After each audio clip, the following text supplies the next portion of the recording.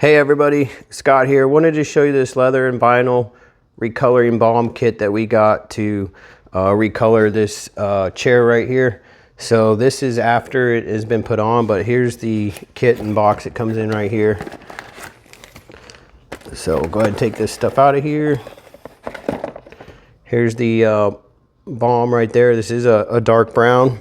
And then here's one of the applicators that you use for it. You've got another sponge in here, and then you've got your instructions, quick reference guide right here. So you want to follow that before you do it, but we'll go ahead and unscrew this top here. So here's the recoloring liquid in there, paint, whatever you want to call it.